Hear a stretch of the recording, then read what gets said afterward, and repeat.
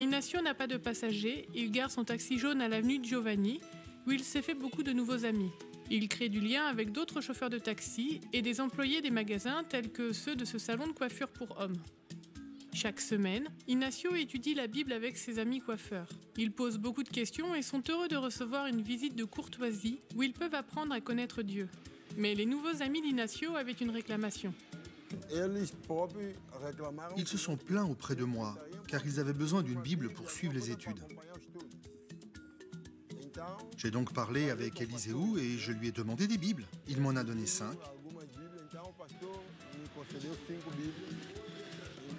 Vous voyez, ce sont des Bibles d'études. À l'arrière, il y a plusieurs leçons que nous utilisons. Cette contribution a enrichi nos études bibliques sur la place centrale. C'est la routine quotidienne d'Ignacio. En parcourant la ville, il initie une discussion sur la Bible avec tous ceux qu'il croise. Parfois, les études se déroulent même dans son taxi. D'autres fois, il rencontre des personnes qui ne sont pas d'accord avec le message, mais avec beaucoup d'amour, il les renvoie vers la Bible. Il est convaincu que la parole de Dieu peut apporter la lumière à nos préoccupations. Cette bonne nouvelle du règne sera proclamée par toute la terre habitée. Ce sera un témoignage pour toutes les nations. Alors viendra la fin. Si vous êtes dans un endroit avec des personnes, et vous connaissez la parole de Dieu, mais vous ne partagez pas la bonne nouvelle de l'Évangile, ça ne sert à rien.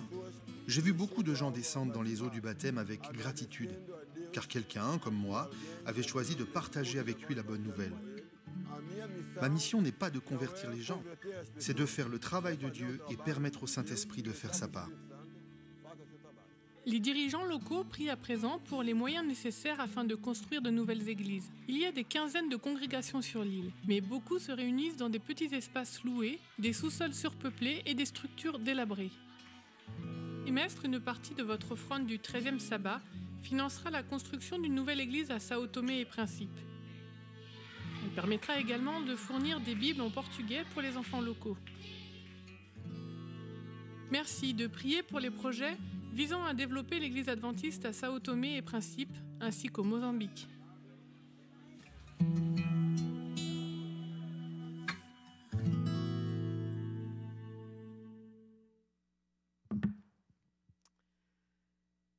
Voilà, tout à l'heure, donc, dans le cadre de notre service, vous savez que nous aurons, comme à chaque fois, le moment des dîmes et des offrandes. Et pour ceux qui participent, sachez qu'une partie des sommes qui seront recueillies contribueront donc à soutenir l'œuvre de Dieu en Afrique.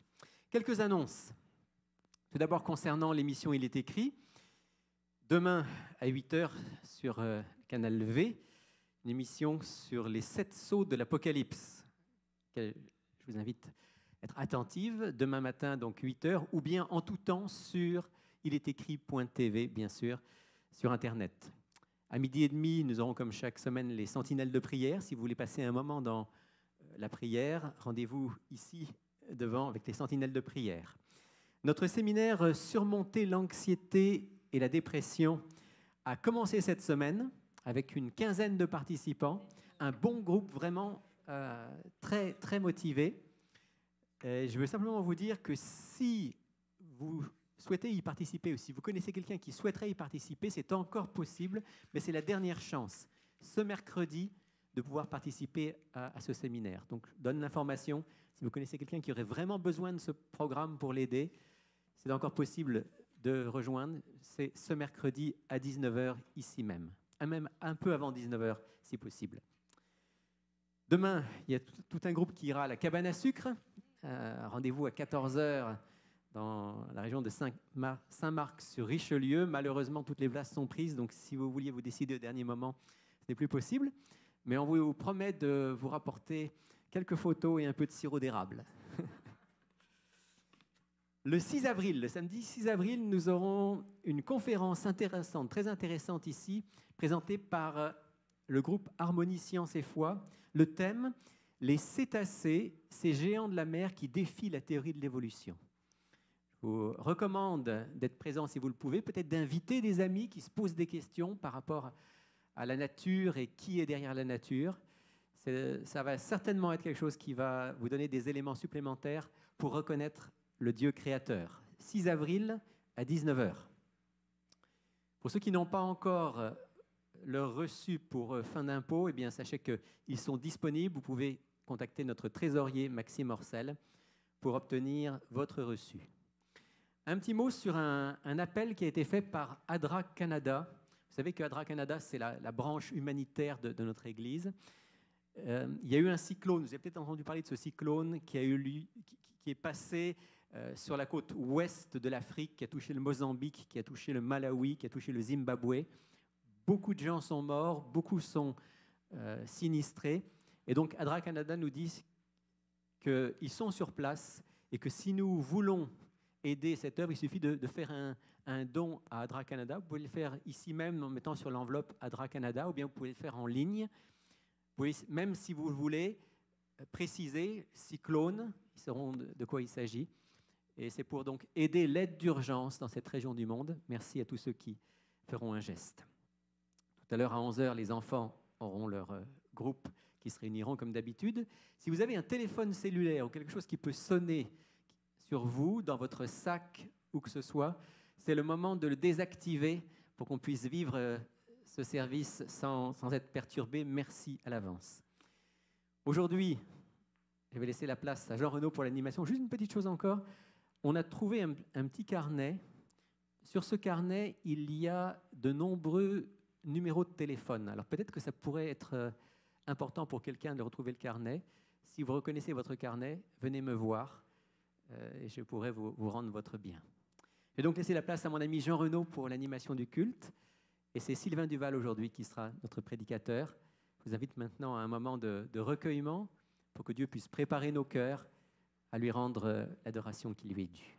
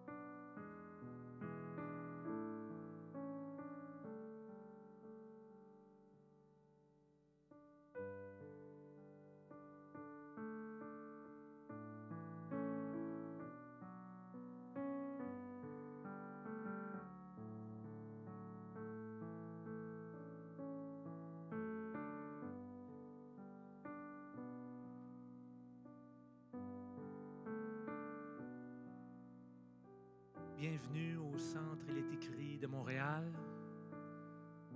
Nous vous proposons la solution à nos besoins les plus profonds. Le Christ vivant. Psaume de David. Mon âme bénit l'Éternel. Que tout ce qui est en moi bénisse son saint nom. Mon âme bénit l'Éternel et n'oublie aucun de ses bienfaits. Bénissez l'Éternel, vous toutes ses œuvres, dans tous les lieux de sa domination. Mon âme bénit l'Éternel. Je vous invite à vous lever.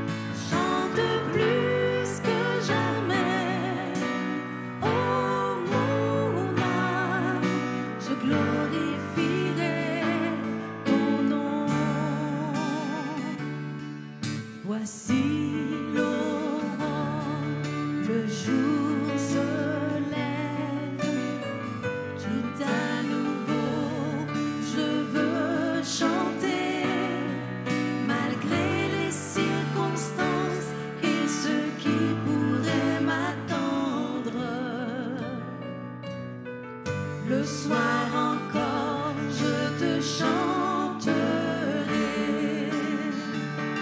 Bénis l'Éternel, ô mon âme, et glorifie son nom. Chante plus que jamais, ô mon âme, je glorifierai ton nom. Tu es bonté, lent à la colère. Ton nom est grand et ton cœur est bon. Pour tes bienfaits, je chanterai sans cesse. Sans nombre sont les raisons de mon cœur. Bénis l'Éternel, ô mon âme, et glorifie son nom.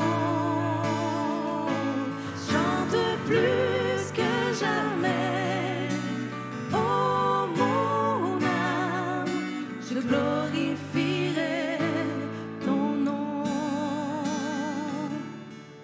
En ce jour où faibliront mes forces, cette heure approche où viendra la fin.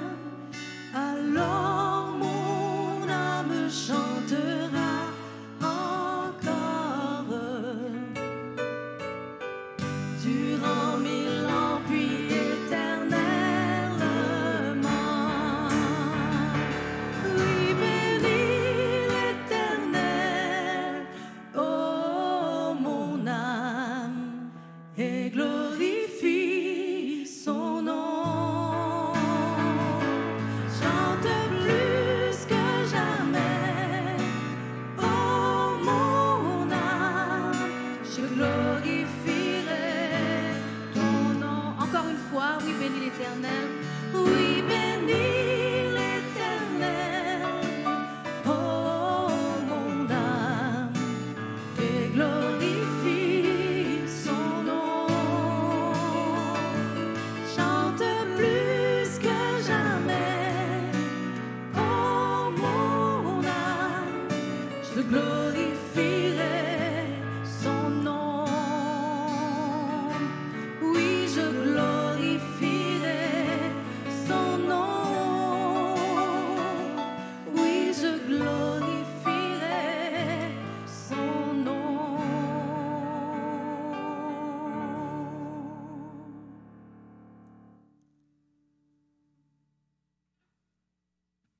Heureux l'homme qui ne marche pas selon le conseil des méchants, qui ne s'arrête pas sur la voie des pécheurs et qui ne s'assied pas en compagnie des moqueurs, mais qui trouve son plaisir dans la loi de l'Éternel et qui la médite jour et nuit.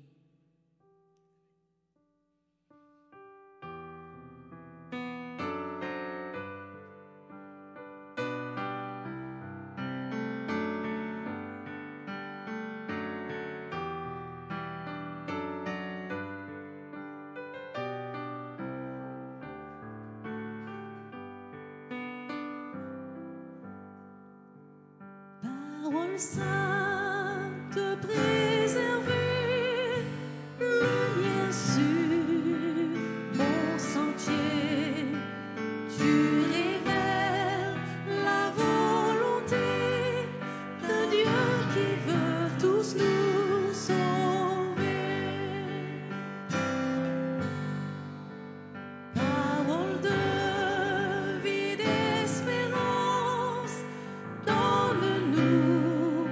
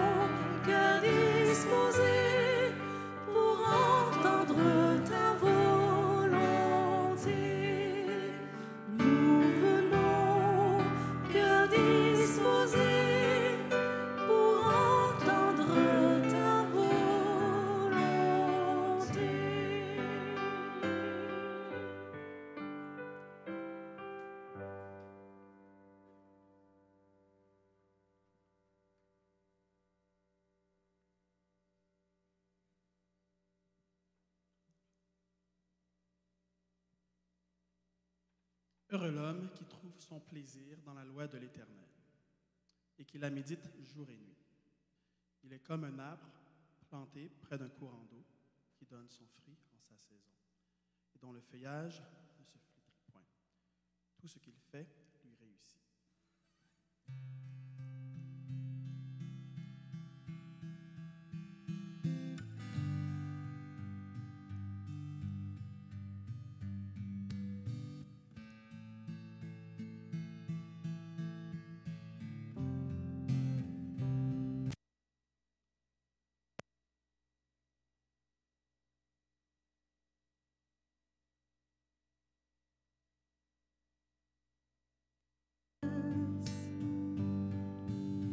Créateur des étoiles, mon secours est en toi. Si mes larmes ruissellent et que mon pas chancelle, Créateur de la terre, mon secours est en toi.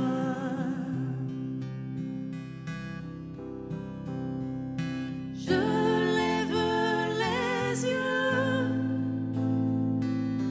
vers les hauts sommets. Toi seul est mon Dieu. Je proclamerai. Toi seul est ma force, toi seul me restaure, mon secours est en toi.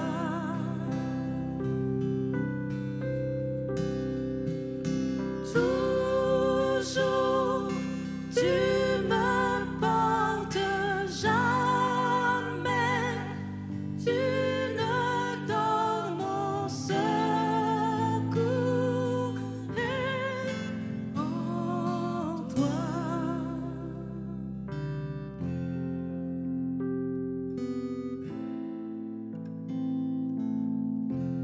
Si la peur m'envahit et mon âme chavire, Créateur de la vie, mon secours est en toi. Je lève les yeux vers les hauts sommets. Toi seul est mon Dieu. Je proclamerai. Toi seul est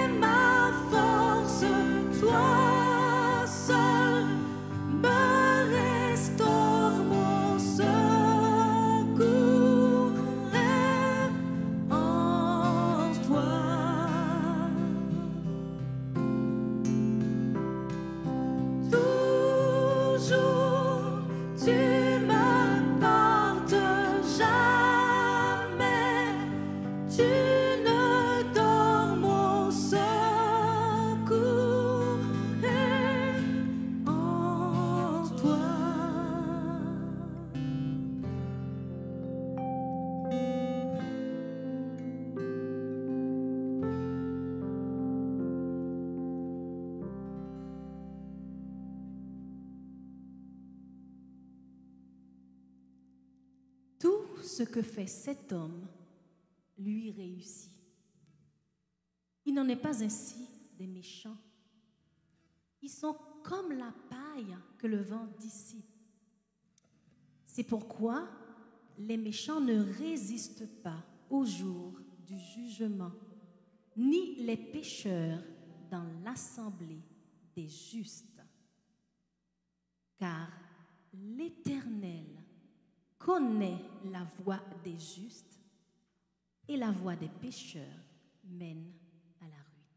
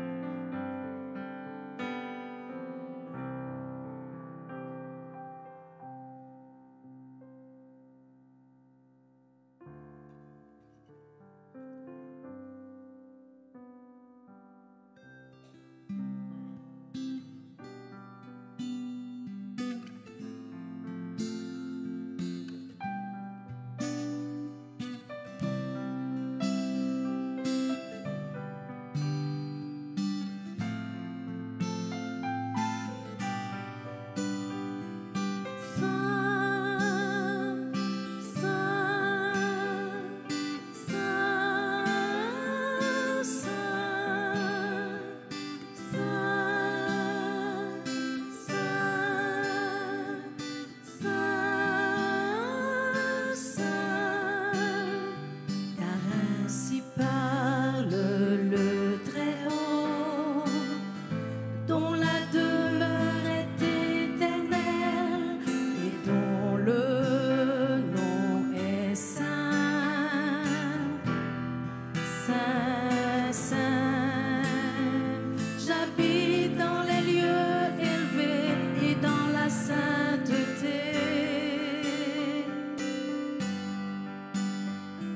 Aussi avec l'homme contrit et humble d'esprit, afin de ranimer les esprits humiliés,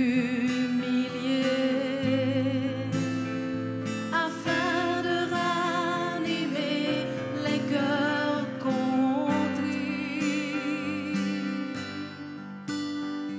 Car ainsi parle le Très-Haut, dont la demeure est éternelle et dont le nom est saint. Saint, saint, j'habite dans les lieux élevés et dans la sainteté, mais aussi avec l'homme contrit et humble d'esprit, afin de ranimer les esprits humiliés, afin de ranimer les cœurs contrits.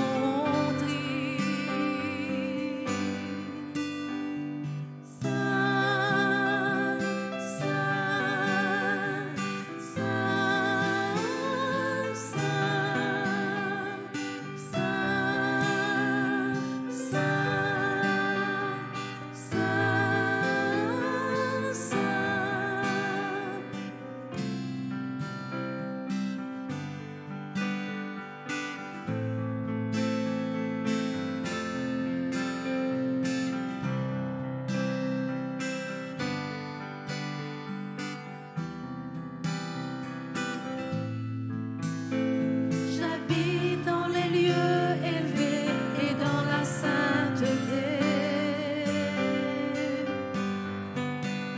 mais aussi avec l'homme contrit et humble d'esprit. Saint, saint, saint, saint, saint, saint, saint, saint.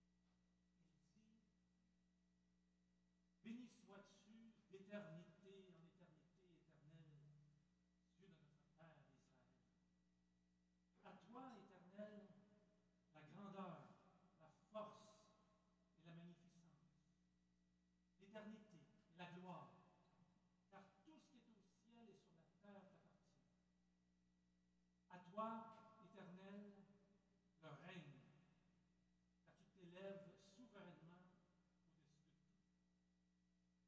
C'est de toi que viennent la richesse et la gloire. C'est toi qui domines sur tout. C'est dans ta main que sont la force et la puissance. C'est ta main qui a le pouvoir d'agrandir et d'affermir toutes choses. Maintenant, ô notre Dieu, nous te louons et nous célébrons ton nom glorieux. Car qui suis-je et qui est mon peuple pour que nous puissions te faire volontairement ces offrandes? Tout vient de toi. Et nous recevons de ta main que nous te faisons.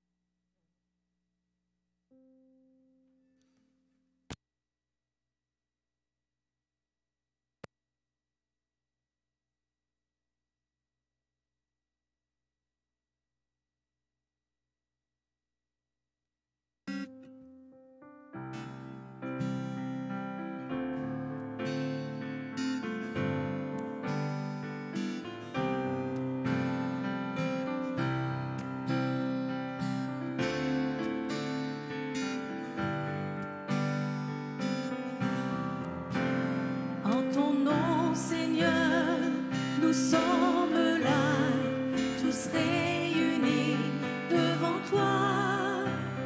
En ton nom, Seigneur, nous sommes là, tous réunis devant toi. Honneur au Père, honneur au Fils, honneur à l'Esprit du Dieu Tout-Puissant. Honneur au Père, honneur au Fils,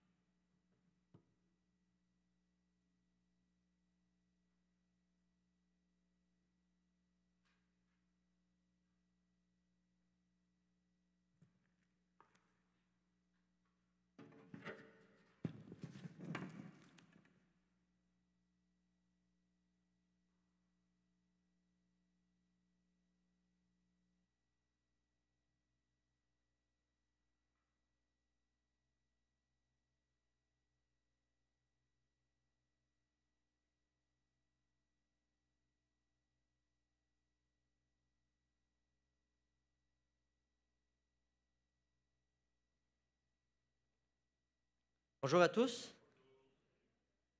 Peut-être qu'il y en a qui ne savent pas, mais des fois, on a des problèmes techniques. On remercie le Seigneur parce que pendant un instant, même le micro que j'ai actuellement ne fonctionnait plus.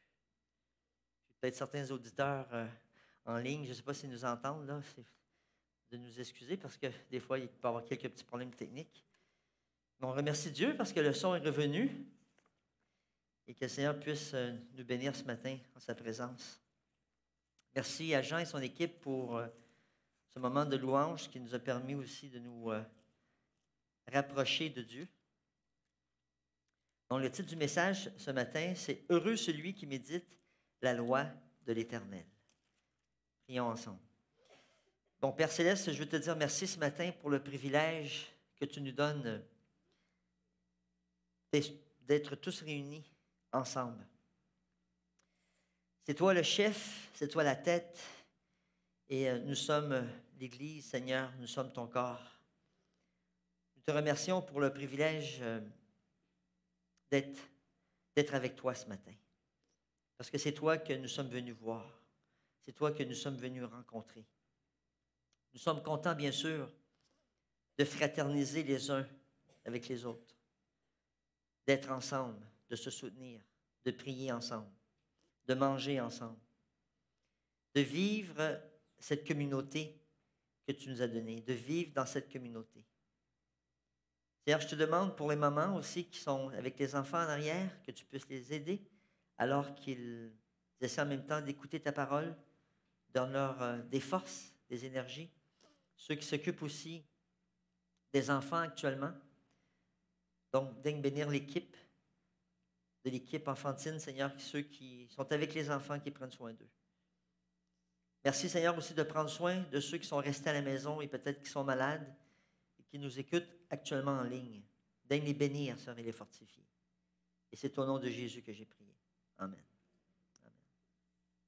Donc, comme mon ami Rémi disait tantôt, le programme Surmonter l'anxiété et la dépression a été lancé cette semaine. Donc, on a eu notre première session. Et d'ailleurs, c'est notre 5e édition ici au Centre d'écrit de Montréal. Puis on est vraiment content de pouvoir continuer et poursuivre ce programme. Ça fait du bien à plusieurs personnes. Et ça fait du bien aussi à l'équipe. On est content de vivre le programme, nous aussi. Et surmonter l'anxiété et la dépression, peut-être pour ceux qui ne le savent pas, ben c'est en relation avec un problème d'humeur. Que ce soit l'anxiété, que ce soit la dépression, c'est en relation avec un problème d'humeur. OK? Et il y a deux points importants pour qu'on puisse finalement identifier si sur les symptômes, sur les 9 symptômes, il y a 2 symptômes très importants qu'il faut avoir observé pendant 2 semaines.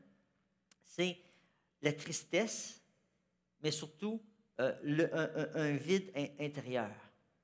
Donc, les gens qui vivent ce vide intérieur, et souvent, les gens on dit que les gens qui sont en dépression, on pense souvent qu'ils doivent être tristes. La tristesse n'est pas nécessairement présente, mais le vide intérieur, oui, est présent. Deuxième élément qui est important pour dire oui, c'est une dépression, ou associé des fois avec l'anxiété, c'est le manque d'intérêt. J'aimais faire des choses. J'aimais peut-être jouer à la guitare. J'aimais nager. J'aimais faire de la bicyclette. J'aimais chanter. Et tout d'un coup, depuis deux semaines, j'ai pas envie de nager. J'ai pas envie de rien faire. Ou du moins, tout ce que j'aimais faire, je le fais plus. C'est des signes. Et ce qui est merveilleux dans l'approche du docteur Nedley, c'est l'approche holistique. Donc, on voit à la fois l'aspect physique, l'aspect émotionnel, l'aspect mental, socio-relationnel, mais aussi l'aspect spirituel. Et ce matin, je veux vous parler un peu de cette dimension-là, la dimension spirituelle. Souvent, on la laisse de côté. Souvent, on pense que finalement, la spiritualité, ce n'est pas si important dans notre processus de notre guérison. Mais on va voir dans le psaume 1 ce matin, vous avez vu quelques lectures du psaume. Le psaume 1, c'est la porte d'entrée du psautier. Donc, le premier psaume commence avec « Heureux l'homme ». Donc, je vais vous inviter à lire avec moi. « Heureux l'homme qui ne suit pas les projets ou les conseils des méchants, qui ne s'arrête pas sur le chemin des pécheurs et qui ne s'assit pas parmi les insolents, mais qui trouve son plaisir dans la loi du Seigneur et qui redit sa loi ou médite sa loi le jour et la nuit. Il est comme un arbre planté près des canaux d'irrigation qui donne son fruit en son temps et dont le feuillage ne se flétrit pas. Tout ce qu'il fait lui réussit. Il n'en est pas ainsi des méchants, ils sont comme la paille que le vent emporte. C'est pourquoi les méchants ne se tiendront pas debout au jugement, ni les pécheurs dans la communauté des justes. Car le Seigneur connaît la voie des justes, mais la voie des méchants se perd. Donc, il y a certaines versions, évidemment, quand vous lisez le psaume 1, commence, bon, oui, heureux l'homme, mais d'autres versions, comme la version anglaise, dit « Oh, la joie de ceux ». Okay? Et là, le psaume 1 va nous rappeler la source, comment on peut avoir cette joie dans notre vie, comment on peut être heureux. D'ailleurs, le mot heureux ici, là, c'est « écher » en hébreu, utilisé 45 fois dans l'Ancien Testament. 27 fois, il est utilisé pour dire « bienheureux » ou « heureux », et 18 fois pour le mot « joie ». Donc, c'est définitif que « heureux celui », oh, la joie de ceux qui font quoi ou ne font pas quoi, exactement. Et ce qu'on veut voir ce matin, c'est de comprendre que le psaume exprime la condition heureuse de ceux qui font de la loi de l'Éternel leur délice.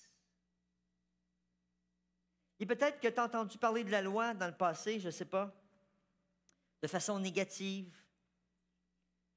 Et souvent, la loi de l'Éternel est vue comme une liste de choses à faire, une liste de choses à ne pas faire. Mais il faut comprendre que cette loi de l'Éternel, elle représente le caractère de Dieu. Cette loi nous invite à rentrer en relation avec notre Créateur. Oui ou non? N'est-ce pas? Mais aussi, cette loi nous invite à rentrer en relation les uns avec les autres. Parce que la plupart du temps, lorsque nous sommes malheureux, oui, c'est vrai, nous pouvons être malheureux parce que nous avons abandonné Dieu, mais souvent, on ne s'en rend pas compte de cet aspect-là. Le fait qu'on a abandonné Dieu, on ne se rend pas compte que c'est un lien direct à notre manque de joie et à notre manque, finalement, de paix intérieure. Mais souvent, on se rend compte qu'on est malheureux ou nous ne sommes pas dans la joie parce que dans nos relations interpersonnelles, nos relations les uns avec les autres, ça ne va pas bien. Quand ça ne va pas bien avec notre épouse, comment on se sent? Quand ça ne va pas bien avec notre mari? Quand ça ne va pas bien avec notre frère? Comment ça ne va pas bien avec notre petit frère, notre grand frère, notre cousin? Et même, pourquoi pas, un membre d'Église, un ami de l'Église, une famille dans l'Église. Comment puis-je me sentir heureux de venir à l'Église quand je suis fâché avec quelqu'un dans l'Église?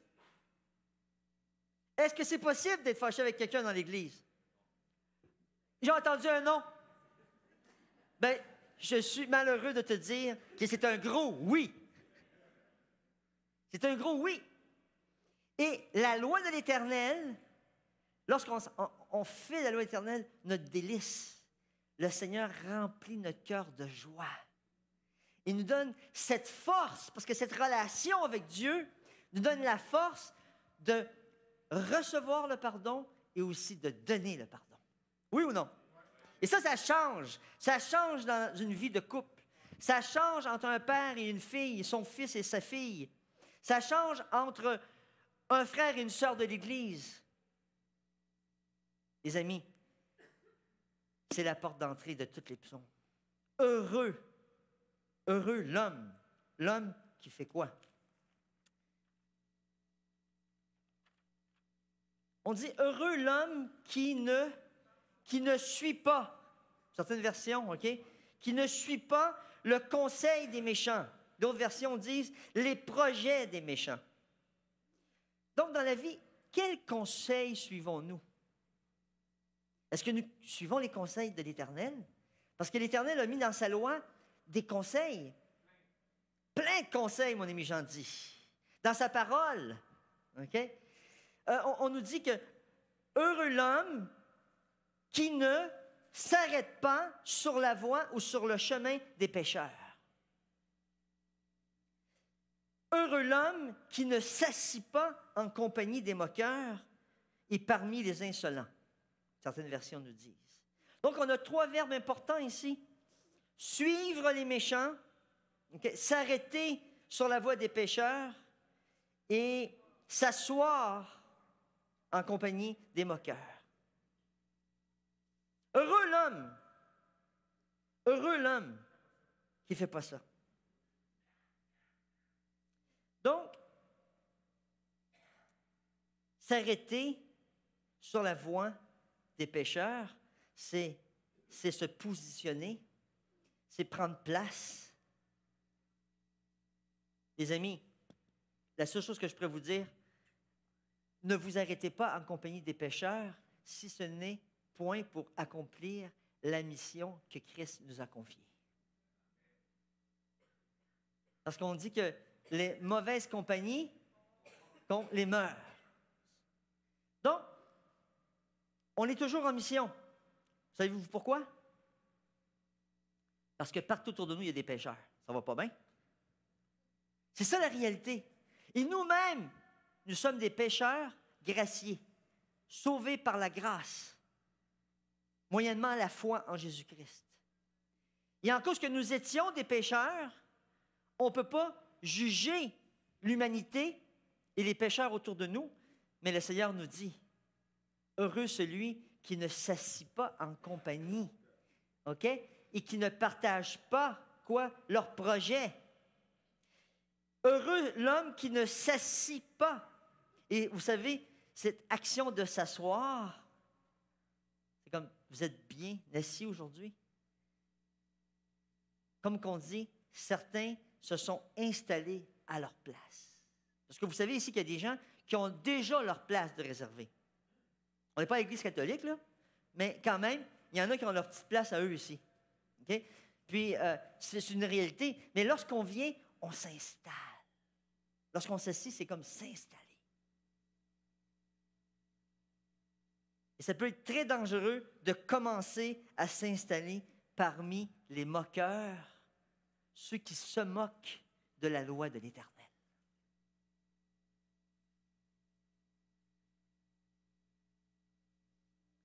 Par contre, le psaume 1 nous dit, heureux celui qui dit au verset 2, qui trouve son plaisir dans la loi du Seigneur et qui médite ou qui redit sa loi jour et nuit. Oui, heureux cet homme, heureux cette femme.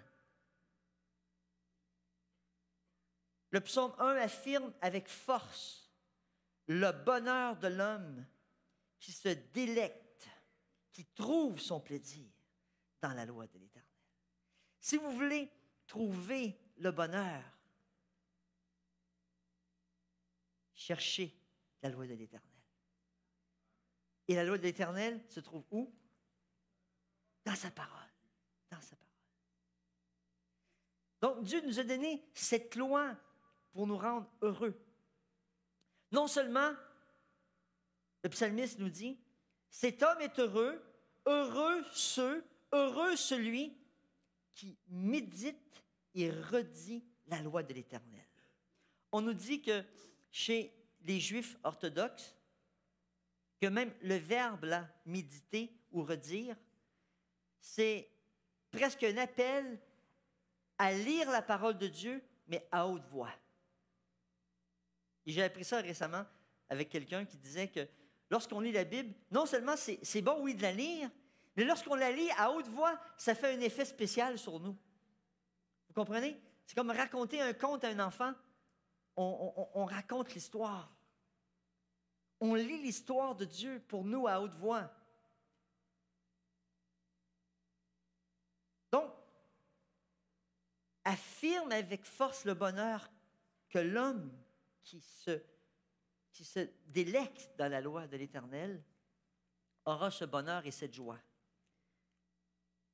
Heureux l'homme qui, finalement, organise sa vie autour des projets de Dieu, des conseils de Dieu, et non des projets des méchants.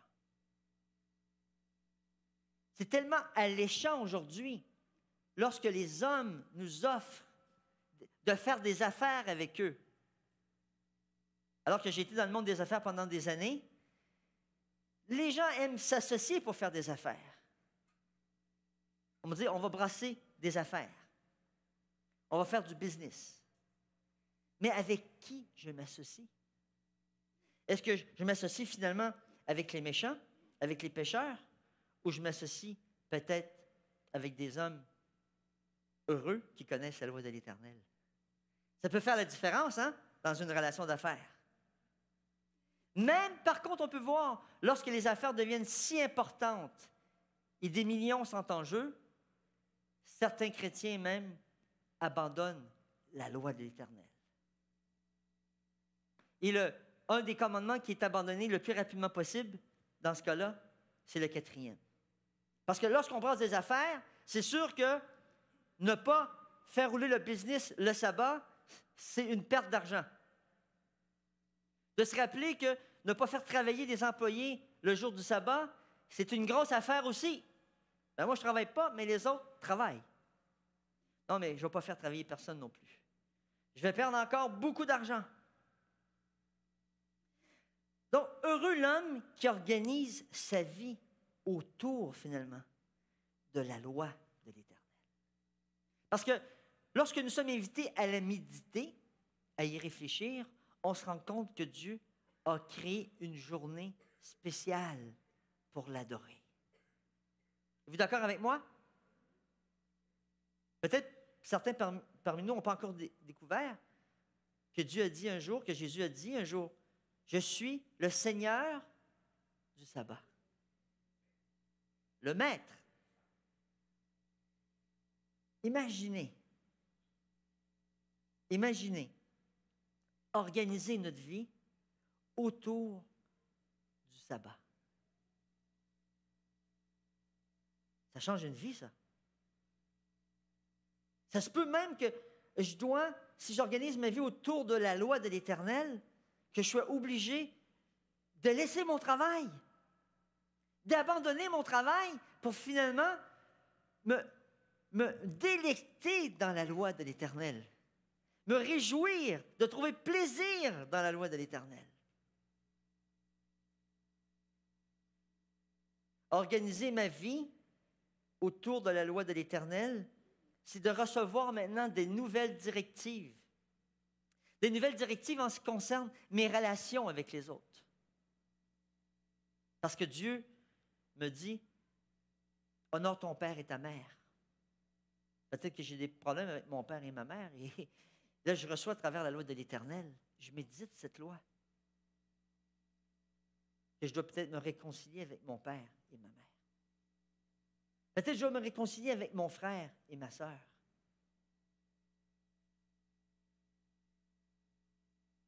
Organiser ma vie autour de la loi de l'Éternel, c'est de changer aussi, finalement, mes priorités. Est-ce que, finalement, heureux l'homme qui trouve son plaisir dans la loi de l'Éternel, heureux l'homme qui médite sa loi jour et nuit, va-t-il arriver à un moment donné à comprendre que même ses priorités doivent changer?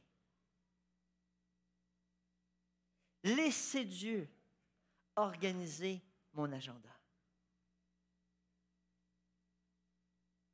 C'est-à-dire que en ce jour de sabbat, c'est particulier. C'est un privilège que nous avons de nous réunir, de nous rassembler parmi la communauté des justes. C'est ce que le psaume dit. Parmi la communauté des saints. Les amis, pourquoi sommes-nous justes? Parce que nous avons été justifiés par le sang de Christ. Jésus nous a justifiés. Pourquoi nous sommes dans la communauté des saints? Parce que Christ veut nous sanctifier. Christ nous a mis à part pour le servir. J'ai pas compris? Beaucoup? Mais les amis, vous faites partie de cette gang-là. C'est de cette gang-là que vous faites partie, les amis. La communauté des saints. Je ne sais pas, je ne suis pas saint. Ben oui, le Seigneur était appelé à la sanctification. Le Seigneur t'a justifié, il t'a rendu juste. Et cette loi te dit à chaque jour, viens me voir, viens chercher la force que tu as besoin pour rester saint, pour rester juste. Je médite ta loi jour et nuit. Et ça m'a rappelé le psaume 119. Le psaume 119, verset 147 et 148 qui dit, lorsqu'il dit, heureux l'homme qui médite ta loi une fois de temps en temps. Non, le psalmiste dit, jour et nuit. Imaginez, qu'est-ce que ça veut dire? Ça veut dire, à quelque part, le psalmiste l'a mentionné au psaume 119, qui est une éloge à la loi de l'Éternel, versets 147-148. « Je devance l'aube et j'appelle au secours. J'attends ta parole, Seigneur. Mes yeux devancent les veilles de la nuit pour méditer ce que tu as dit. » Et ça m'a fait réfléchir beaucoup parce que quand j'ai médité sur ce verset, j'ai réalisé, le matin, est-ce que je devance l'aube? Est-ce que j'appelle au secours? Est-ce que j'attends ta parole? Parce que Seigneur, tu as quelque chose pour moi le matin. Tu as quelque chose à me donner. Tu as ce bonheur à me donner. Tu as cette joie à me donner. Parce que si je ne devance pas l'aube, je vais partir ma journée peut-être malheureux. Mais avec le Seigneur, je ne peux jamais partir de ma maison malheureux. Jamais. Et regardez ce qu'il dit ici. Mes yeux devancent les veilles de la nuit pour méditer ce que tu as dit. C'est-à-dire que même le soir venu, jour et nuit, je médite ta parole. Le soir venu, j'ouvre ta parole, Seigneur, parce que dans ta parole, je peux méditer tes promesses. Et je peux, peut-être même quand je me réveille la nuit, je ne sais pas, moi, à minuit, à 1h du matin, je ne peux pas me rendormir, va méditer les promesses de l'Éternel. Parce que le Seigneur va te donner un sommeil doux et paisible. Et lorsque tu vas te réveiller le matin, tu vas penser à la promesse que tu as mise dans ton cœur en dormant. Parce que le cerveau est fait comme ça, les amis. On a dit que le cerveau est plastique, il se modifie, il se transforme à ce que nous contemplons. Donc, si c'est sûr et certain que j'ai écouté Rambo avant de me coucher, ça va pas bien. Parce que demain matin, je vais tirer des balles partout. OK? C'est la réalité. Mais si j'ai médité la loi éternelle, j'en ai fait mes délices, le matin, je vais me réveiller en paix. Puis je vais me tourner, je vais dire, « Salut chérie, ça va ce matin? » Vous comprenez, mon vocabulaire va changer, ma voix va changer, mes pensées vont changer. Donc, je médite, c'est une invitation maintenant, pas à étudier la Bible. C'est une invitation à rentrer en conversation avec Dieu, de développer une vie de dévotion.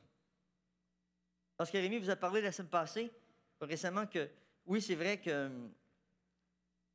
il y a des choses qui ont bouleversé ma vie, changé ma vie, dans un des cours que j'ai suivis récemment, sur la dimension du leadership spirituel. Les fondations bibliques du leadership spirituel, ça passe par apprendre à connaître Dieu. Et connaître Dieu, c'est prendre du temps pour méditer sa parole. Pas étudier. Parce que moi, mon problème, c'est que j'étudiais trop. Ben non, c'est vrai, on étudie trop la Bible. Non, mais ce que je veux vous dire, il faut passer du temps à méditer la parole de Dieu. Et prendre le temps d'écouter ce que Dieu veut nous dire. Rentrer dans une conversation avec Dieu. Donc, l'expérience de dévotion spirituelle, c'est de comprendre vraiment que notre transformation spirituelle, la transformation de notre cœur, va se faire de deux façons. Par la présence de Dieu, mais aussi par la prise de conscience de sa présence. Est-ce que vous avez compris la formule mathématique? Nous, on ne peut pas être transformés à la ressemblance de Christ. Mais qu'est-ce qui peut nous transformer? C'est la présence de Dieu plus notre prise de conscience de sa présence. Parce que Dieu est présent ce matin. Mais combien de personnes parmi nous ce matin est conscient que Dieu est ici? Ça fait la différence. Parce que si on est conscient que Dieu est différent, le Seigneur va nous toucher. Le Seigneur va faire quelque chose. On va inviter le Seigneur à nous transformer, à nous parler. Notre attitude va changer. Donc, pour terminer, j'aime le psaume 1 qui termine avec une illustration. Quelle est l'illustration que le psalmiste utilise? On dit, la sagesse divine parle dans ce psaume. Parce qu'il y a deux chemins dans le psaume. Le chemin des pécheurs et le chemin des justes. On parle des méchants, des insolents, mais c'est deux chemins. Le chemin des pécheurs et le chemin des justes. Le psaume commence par le mot « heureux l'homme » et le psaume termine en disant « la voix des méchants se perd ».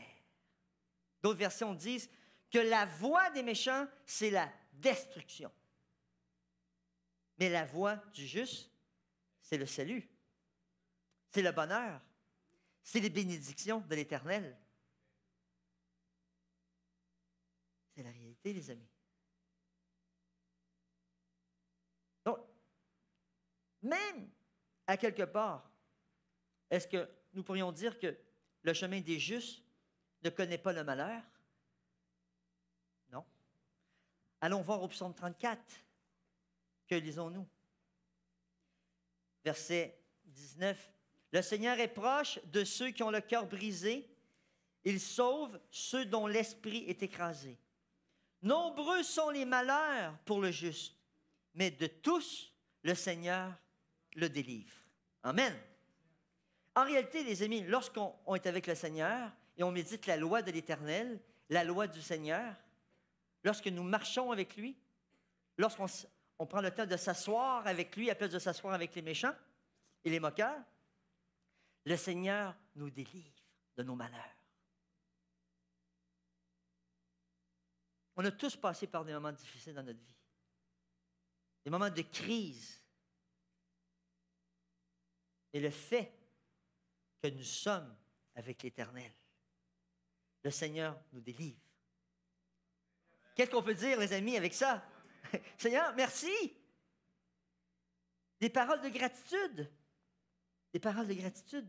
Donc, l'image qu'on retrouve dans le psaume, c'est le chemin des justes est comparé à un arbre.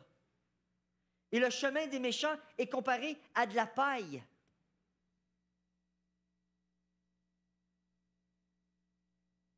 Donc, cet arbre,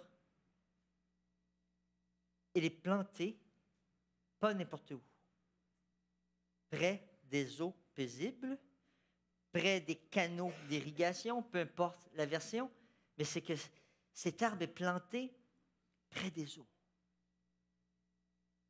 Et j'imagine que cet arbre, puisqu'il porte, on nous dit que cet arbre porte du fruit en son temps et dont son feuillage ne se flétrit pas, que cet arbre a des racines tellement profondes qu'il peut aller boire l'eau qu'il a besoin pour vivre. Parce que cet arbre, Dieu nous dit, nous sommes comme cet arbre. Sommes-nous comme cet arbre? Cet arbre qui est planté près des eaux, c'est comme un système de racines spirituelles. Alors que l'arbre, oui, c'est vrai, a son système de racines pour aller boire l'eau, le Seigneur nous dit, le juste aussi a son système de racines spirituelles. La question, c'est de savoir, est-ce que mes racines sont profondes ou pas? Est-ce que je m'occupe à savoir si mes racines sont profondes pour aller chercher l'eau spirituelle? Et ça nous rappelle Jean 7. Venez avec moi dans Jean 7. Parce que le système de racines spirituelles profondes, le Seigneur nous l'a donné. J'ai envie de dire, merci Seigneur. Jean 7, versets 37 à 39, c'est marqué, Jésus dit, le dernier jour, le grand jour de la fête, Jésus debout s'écria, si quelqu'un a soif, qu'il vienne à moi et qu'il boive. Celui qui met sa foi en moi, comme dit l'Écriture, des fleuves d'eau vive couleront de son sein. Il dit cela au sujet de l'Esprit qu'allait recevoir ceux qui mettraient leur foi en lui. Car il n'y avait pas encore d'Esprit puisque Jésus n'avait pas encore été glorifié. Avez-vous soif ce matin? Moi, le Seigneur, je dis, donne-moi de l'eau, Seigneur. Donne-moi de l'eau vive. Je veux, Seigneur, que mes racines soient profondes, que mon système de racines spirituelles soit profond. Et le Seigneur a dit, maintenant, mon sacrifice a été accepté au ciel. Je vais vous envoyer, lorsque j'irai au ciel, un autre consolateur, l'Esprit de vérité. Avez-vous reçu l'Esprit de vérité? Avez-vous demandé l'Esprit Saint? Avez-vous demandé la direction de l'Esprit Saint? Et spécialement lors de notre expérience de baptême, le Seigneur nous a promis le Saint-Esprit, n'est-ce pas? Et même avant notre baptême, le Saint-Esprit commence à travailler dans notre vie. La nouvelle vie commence même avant le baptême. Donc, si on ne passe pas du temps avec le Seigneur, en sa présence, nos racines vont toujours rester faibles. Et le Seigneur veut que vous ayez des racines profondes. Je ne sais pas s'il y a des gens ici qui ont déjà déraciné des arbres. Avez-vous déjà fait ça? Moi, mon père coupait des arbres. Une fois, j'étais avec lui, il y avait un arbre, là. Wow! C'était un arbre. OK? C'est comme... vous allez peut-être pas me croire, là, mais là, ce que je veux vous dire, c'est que l'arbre était plus haut que l'édifice ici. C'est vraiment un arbre géant. OK? Quand on commençait à couper l'arbre, ils ont voulu déraciner cet arbre-là. C'était presque impossible. La superficie des racines, OK, c'était énorme. C'est tout un circuit, là. En dessous de la terre. C'est des racines grosses comme ça. Il y avait des racines aussi grosses que certaines branches de l'arbre. Le Seigneur dit, heureux celui qui a des racines aussi grosses que ça. Le Seigneur, il vous dit ça. Il me dit ça à moi. Et ça nous demande à nous de prendre plaisir dans sa loi. De méditer jour et nuit sa loi. Donc, je vous lance ce défi, cette invitation cette semaine, de commencer à arrêter d'étudier la Bible, mais de méditer la parole de Dieu. De rentrer en sa présence et de prendre conscience de la présence de Dieu dans votre vie. Parce que Dieu est présent. Il est présent comment? Il le dit, par son Saint-Esprit. C'est une vérité profonde. Et regardez, cet arbre, oui, il est planté, il résiste au bourrasque du vent, mais la paille, qu'est-ce qui lui arrive? La paille, les méchants sont comparés à la paille. La paille, avec un coup de vent, elle part, elle disparaît. Il dit, le chemin du juste est comme un arbre planté près des eaux. Et regardez, cet arbre est merveilleux parce que cet arbre donne des fruits, il donne du feuillage non flétri. Donc, c'est-à-dire que cet arbre donne de la nourriture. Cet arbre donne aussi de l'ombre pour se reposer. Et, comme vous savez, bien sûr, cet arbre ne mange pas ses propres fruits. Cet arbre est là pour les autres humains. C'est bien lorsqu'on a un arbre. Je me rappelle quand j'étais jeune, j'avais un prunier chez moi, derrière chez moi. Mais c'était comique parce qu'après l'école, tous mes amis de l'école primaire venaient à l'arrière de chez moi à manger des pruniers parce qu'ils n'avaient pas vu ça. Puis on peut manger des fois 5, 6, 7 pruniers. Puis ils en donnaient des pruniers parce qu'on était à 5, 6 à manger 5 à 6 pruniers. Les amis, ça faisait de la prune, ça, à coup de 25 comme ça, là. Ils produisaient. Le Seigneur, qu'est-ce qu'il nous demande à nous? C'est de porter du fruit. Portons-nous le fruit de l'Esprit. L'amour, la paix, la patience, la bonté, la bienveillance, la douceur, la fidélité, la foi, la maîtrise de soi. Parce que les gens, vous savez, qui souffrent, veulent recevoir la nourriture. Les gens cherchent. Les gens aimeraient cueillir dans votre arbre le fruit de l'amour, le fruit de la joie. Les gens aimeraient venir à l'église. Les gens aimeraient venir chez vous à la maison pour recevoir un peu d'ombre, pour se reposer. Mais sommes-nous cet arbre qui porte du fruit?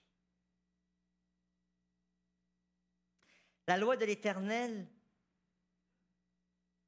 est gravée dans le cœur de cet homme. Dieu veut arracher notre cœur de pierre et mettre un cœur de chair. Il dit qu'il veut mettre en nous sa loi. Non seulement une loi qui est extérieure à nous, mais une loi qui est en nous. J'ai envie de dire, alléluia. C'est un miracle.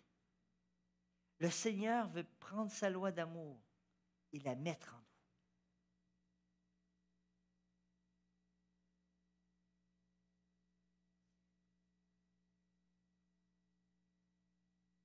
Et en terminant, hier soir, justement, avec le petit groupe Bereshit, on a fait ce qu'on appelle la réception du sabbat. Peut-être qu'il y en a qui ont vu la publicité. Ils appellent ça Kabbalat Shabbat. C'est recevoir le sabbat un peu à la façon judéo-chrétienne.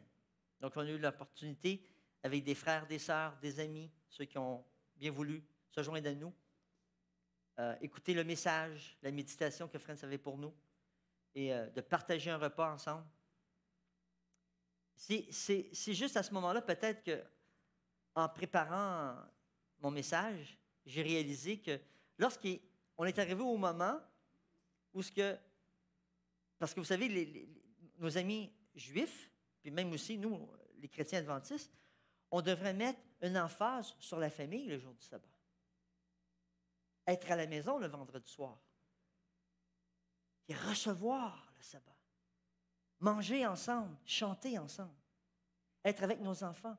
Être avec nos amis. D'ailleurs, j'ai aimé ce que Francis disait. Il dit, si un juif sait qu'un autre juif est seul, il va faire un effort pour aller chercher ou s'arranger qu'il ne soit pas seul, parce que le jour du sabbat, on devrait être pas seul. On devrait être des frères, des sœurs. Et là, un moment, dans la soirée, on mange, mais il y a un moment où il y a un moment de prière. Et c'est l'homme qui récite une prière pour sa femme. Et cette prière-là, c'est basé dans Proverbes, chapitre 31, versets 10 à 31, qui parle de la femme exemplaire. Mais lorsque la femme vient dans cette soirée-là et a fait une prière pour son mari, une portion de cette prière vient du psaume 1. J'ai dit, c'est merveilleux. Là, j'ai compris davantage. La femme, dans son foyer, lorsqu'elle prie pour son mari, a dit, « Heureux si mon mari, ses projets tournent autour de Dieu. Heureux si mon mari, il reçoit les conseils de l'Éternel. Heureux si mon mari médite la loi de l'Éternel. » Parce que vous savez que même, des fois, il y a des batailles dans les familles. Lorsque l'homme, qui est le chef spirituel, passe trop de temps avec l'Éternel, la femme devient jalouse.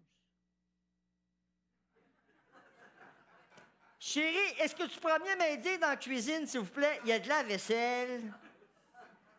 Non, mais vous comprenez ce que je veux dire? Je dis heureux cet homme qui possède cette femme qui est exemplaire. Parce que quand vous lisez Proverbe 31, elle file la laine, elle vend des vêtements, c'est incroyable, elle sort, il fait froid dehors, on gèle, elle travaille, elle lâche pas. Mais l'homme aussi, est-ce que l'homme, il travaille, mais il ne médite pas la loi de l'Éternel? Mais en même temps, est-ce que l'homme, la seule chose qu'il fait, c'est rester dans sa chambre en train de méditer la loi de l'Éternel? Bien, c'est parce que s'il médite la loi de l'Éternel, il va se rendre compte que ça parle de l'amour. C'est une relation avec Dieu, mais c'est une relation aussi avec sa femme, avec ses enfants. C'est pas vivre comme une ermite dans ses livres. Ah, j'ai entendu une femme qui a dit Amen. Non, mais c'est pour vous dire. Vous comprenez ce que je veux vous dire, les amis? C'est la question de l'équilibre. Et des fois, soit qu'on travaille trop, ou soit on médite trop, ou on étudie trop, mais on oublie qu'on vit bien encore sur la terre. Puis si on a décidé d'avoir des bambinos, bien, il faut s'en occuper tout le monde, la femme et l'homme. On a un rôle à jouer.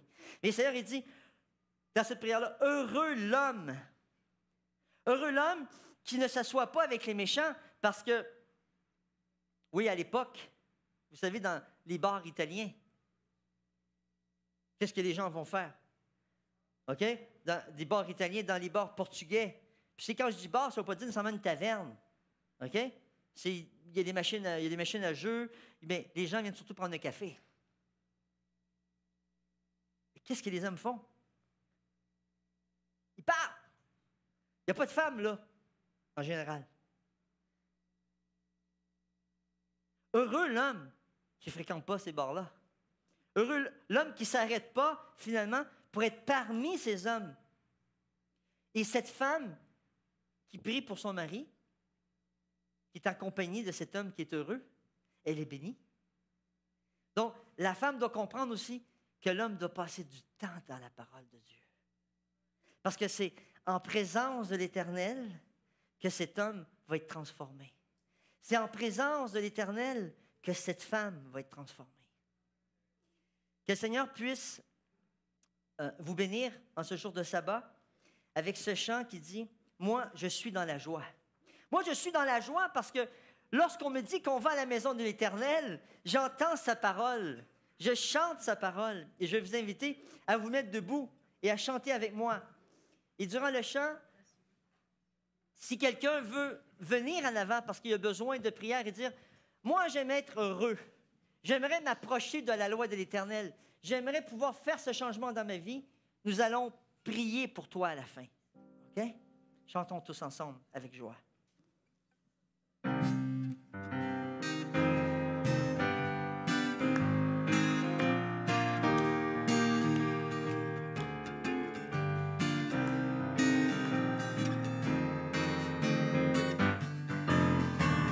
Moi, je suis dans la joie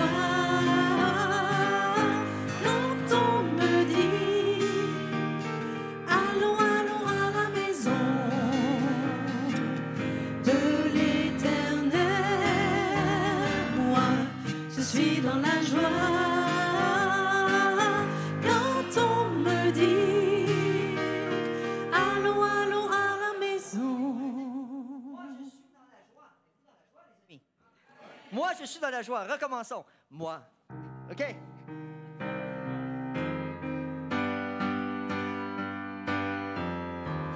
Moi, je suis dans la joie quand on me dit allons, allons à la maison de l'Éternel. Moi, je suis dans la joie quand on me dit allons, allons à la maison de l'Éternel. Là sont réunis mes frères et mes amis, tous les gens que j'aime, ceux qui me comprennent. C'est ici que je suis bien, c'est ici que je suis bien. Moi, je suis dans la joie quand on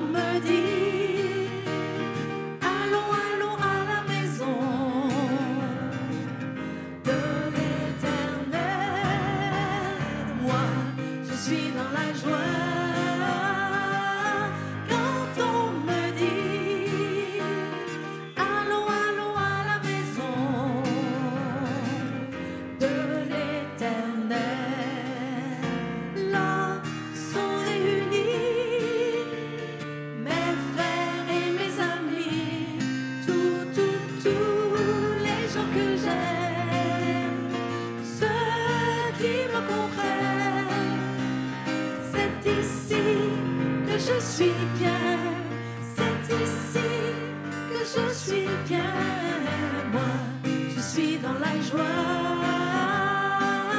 Quand on me dit, allons, allons à la maison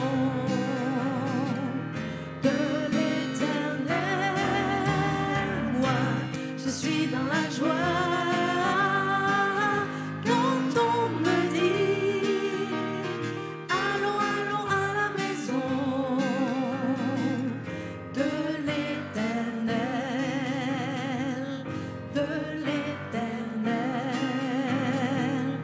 de l'Éternel. Ce matin, je vous invite à vous avancer. Tous ceux qui veulent rentrer dans la joie de l'Éternel. Heureux l'homme, heureux la femme qui médite la loi de l'Éternel. Et vous savez, le Seigneur libère, OK, ses justes et son peuple de ses malheurs. L'Éternel est avec toi ce matin. L'Éternel est avec toi. Que le Seigneur puisse remplir ton cœur de joie. Au-delà de tes souffrances, au-delà de tes fardeaux. Heureux celui qui médite, qui fait de ses délices la loi de l'Éternel. Il est comme un arbre planté près des eaux, qui porte du fruit, et son feuillage ne flétrit point. Merci, Éternel, de faire pousser nos racines en passant du temps avec toi. Prions. Ô Papa du ciel, on veut te dire merci, Seigneur, ce matin, pour ton saint sabbat, pour ta loi, Seigneur, que tu veux graver dans nos cœurs alors que tu veux nous transformer. Que nous puissions prendre conscience de ta présence parmi nous ce matin, Seigneur, et dans nos vies. À chaque jour, nous recueillir, méditer, aller vers toi, chanter ton nom, adorer ton nom. Et ce matin, je te demande pour ces personnes qui ont avancé, Seigneur, et qui ont pris la décision de chercher ta face à chaque jour. Heureux et heureuses ceux et celles qui cherchent ta face à chaque jour. Que ton nom soit béni sur la face de la terre. Reviens bientôt, Seigneur, car ceux qui resteront debout devant le jugement et la colère de l'Éternel, ce sont ceux qui ont médité, aimé, chéri ta loi, Seigneur. Et c'est au nom de Jésus que j'ai prié. Amen. Vous pouvez vous asseoir. Donc, restez sur place et on va vous donner le moment pour sortir. Et ceux qui veulent rester dans l'assemblée pour méditer et chanter, vous êtes bienvenus pour le faire. Donc, gardons ce silence et cette révérence.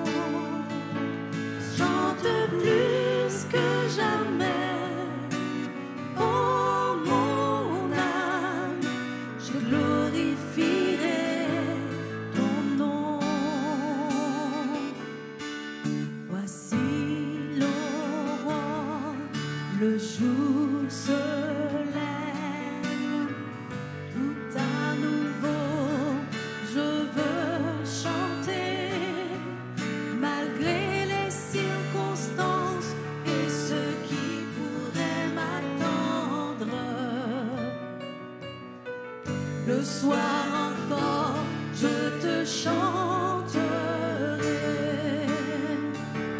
Bénis l'Éternel, ô mon âme, et glorifie son nom.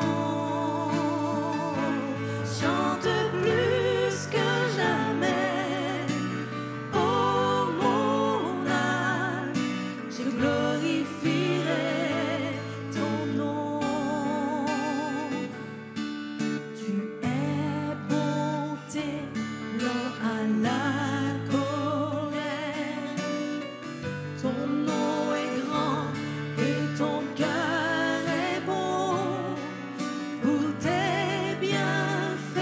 chanterai sans cesse,